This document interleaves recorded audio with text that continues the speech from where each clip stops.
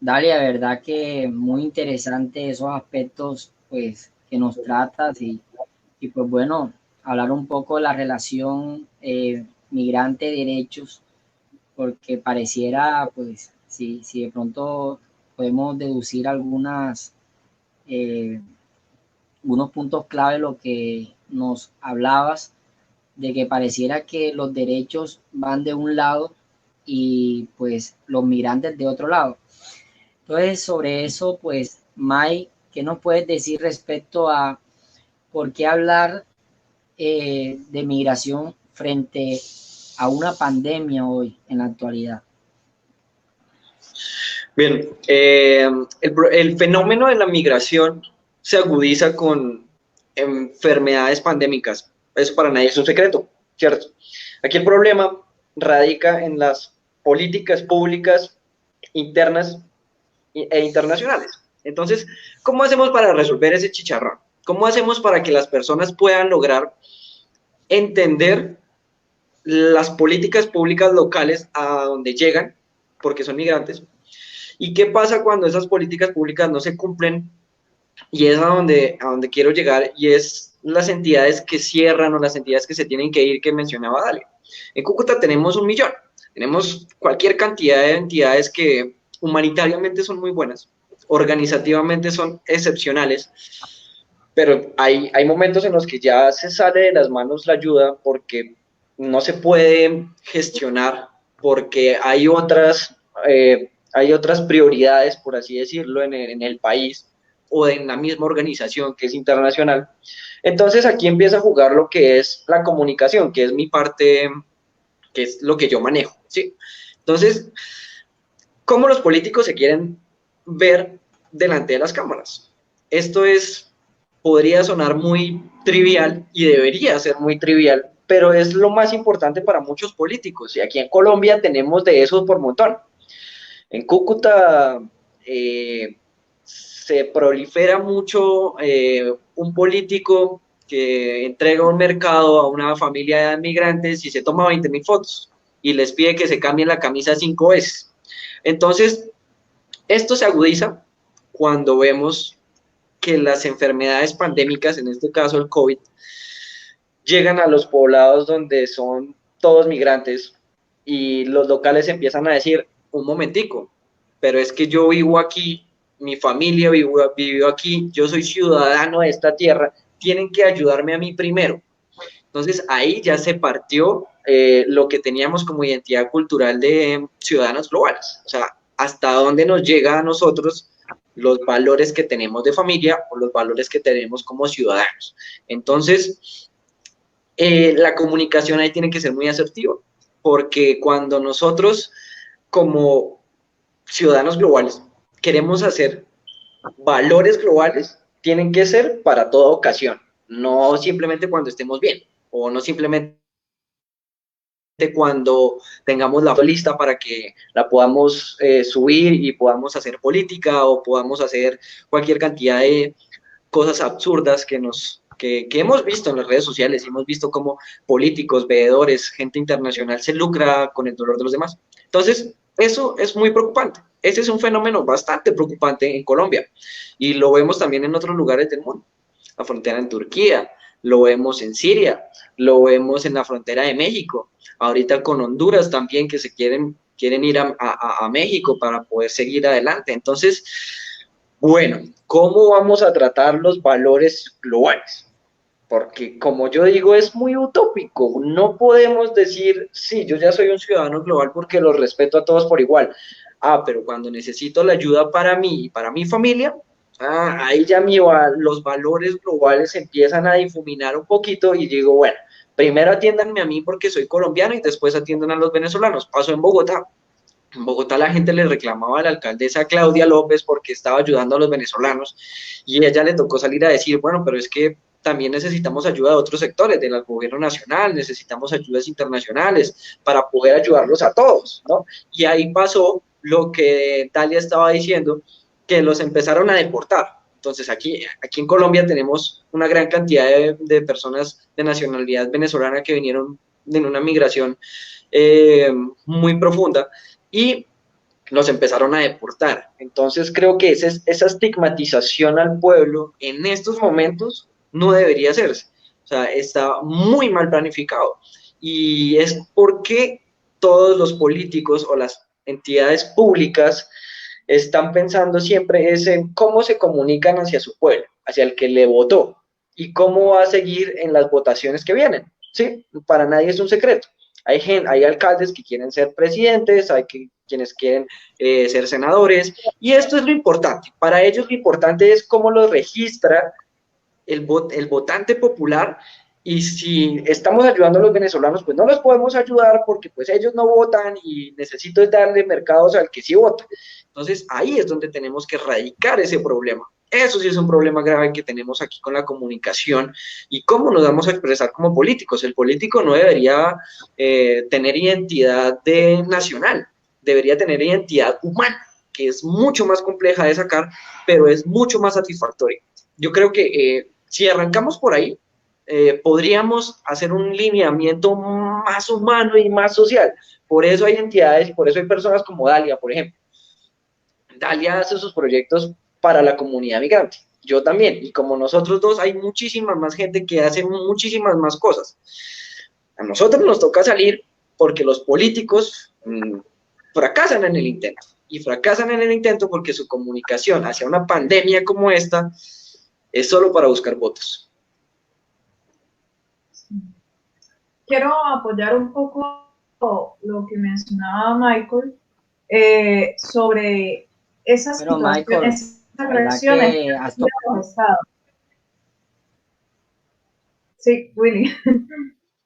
Apoyar eso que mencionaba Michael sobre cómo han reaccionado los estados de forma negativa frente a esta situación de migrantes y la pandemia.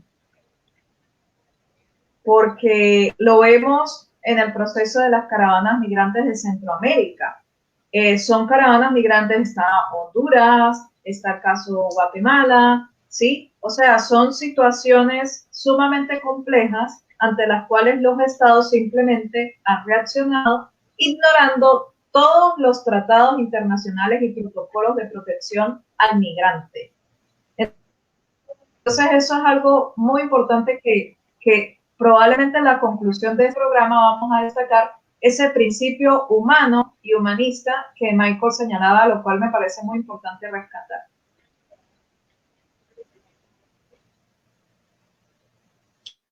Sí, Dalia, precisamente quería, digamos, en el momento pues que Michael nos hablaba desde cómo ver la migración desde el interés político y propiamente de cada gobierno, que cada gobierno pues diseña de cierta manera políticas en estos aspectos acogiéndose a los tratados internacionales y pues por supuesto llama la atención hablar un poco y pienso Dalia desde esa experiencia como profesional de la Comisión Interamericana de Derechos Humanos y también con esa experiencia que tienes de trabajo con población migrante, pues, ¿qué consideras, Dalia? Pues esto es una pregunta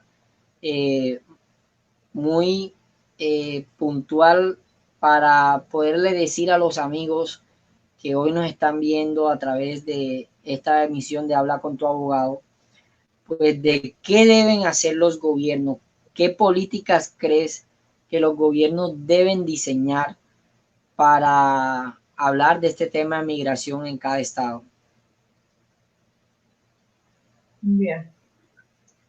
Pues Willy, esa pregunta es bastante compleja porque constantemente se le dan a los estados recomendaciones y se le hacen exigencias tanto desde el Sistema Universal de los Derechos Humanos, que está compuesto por las Naciones Unidas, como desde el Sistema Interamericano, que lo compone tanto la Comisión Interamericana como la Corte.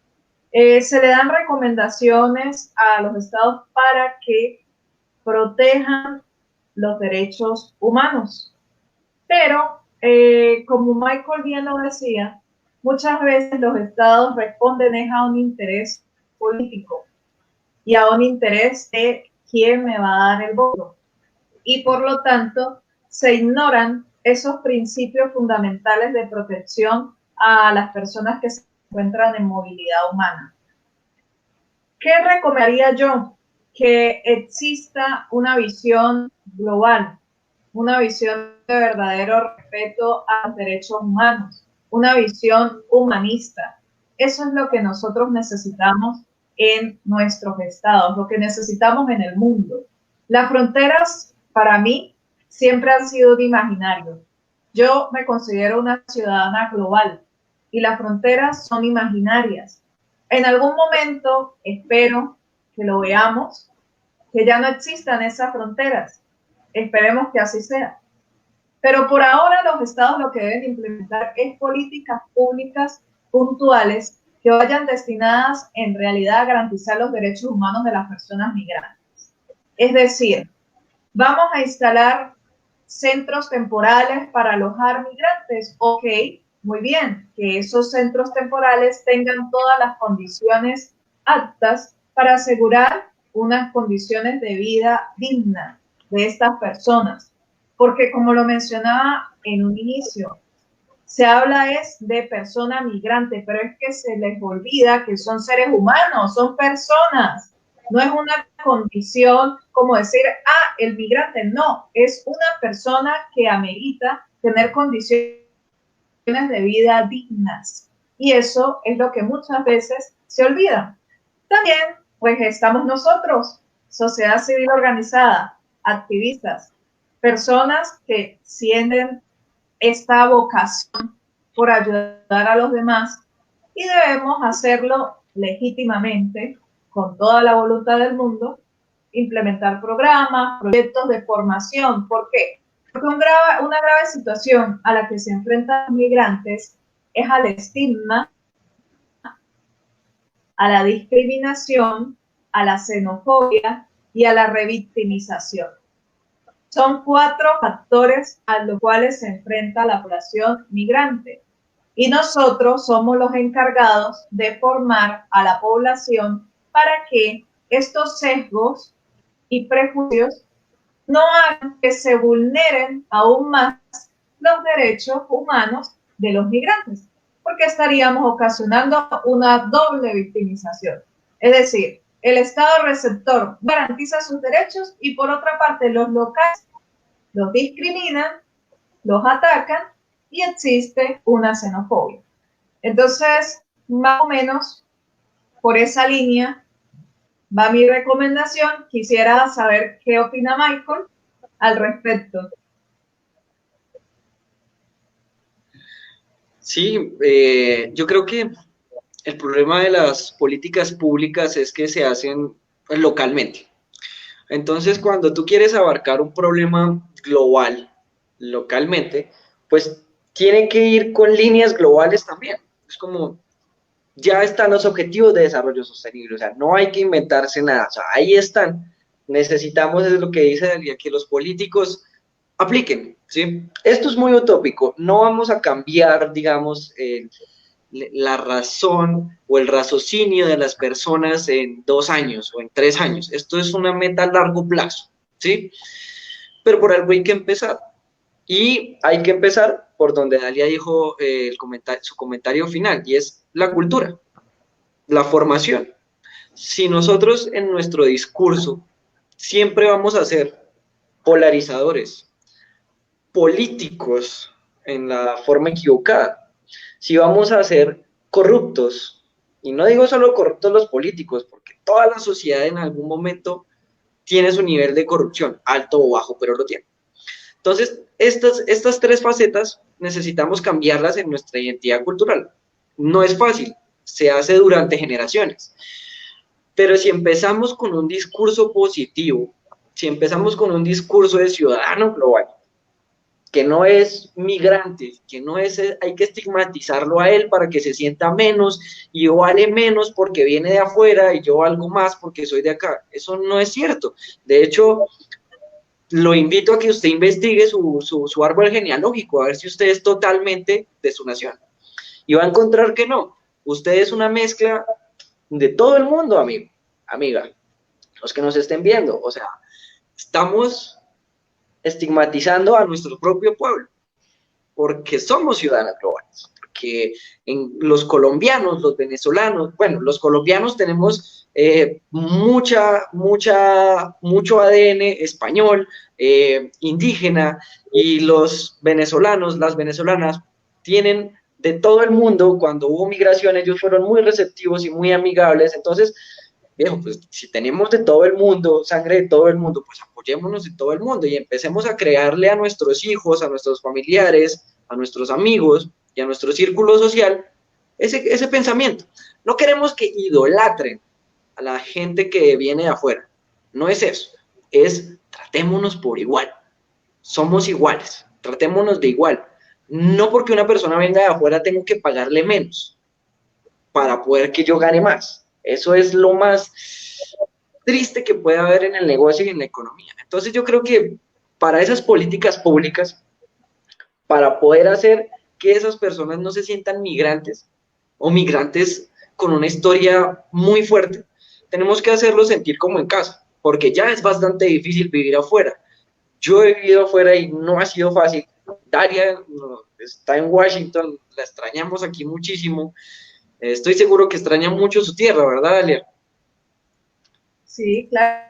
Es No es que fácil. es un proceso muy difícil, es un proceso muy difícil del inmigrante. Y el mensaje, creo que los dos coincidimos, es que esas políticas estén destinadas a facilitar ese proceso de readaptación de la persona en el país receptor, es decir, que sea el mecanismo más fácil para que la persona pueda regularizar su estatus y acceder a un trabajo decente, acceder al servicio de salud, acceder a todos los servicios a los que debería acceder o a los que accede un local. ¿Cuál es el problema? Que nosotros en nuestros países tenemos graves fallas y graves falencias en todo esto. Es decir, hay falencias laborales, falencias económicas, educativas, ¿sí? En la seguridad alimentaria. Tenemos toda esta serie de fallas. Entonces, entendemos que asegurarle estas condiciones dignas a un extranjero resultan todo un reto. Pero allí está el reto. Ese es el reto que tienen nuestros países, que tienen nuestras naciones. Poder garantizar cada una de estas condiciones dignas, cada uno de estos derechos, derecho a la salud, derecho a la alimentación, derecho al trabajo, ¿sí? Derecho a una vida digna, derecho a la vivienda, tanto a personas locales como a personas migrantes. ¿Por qué?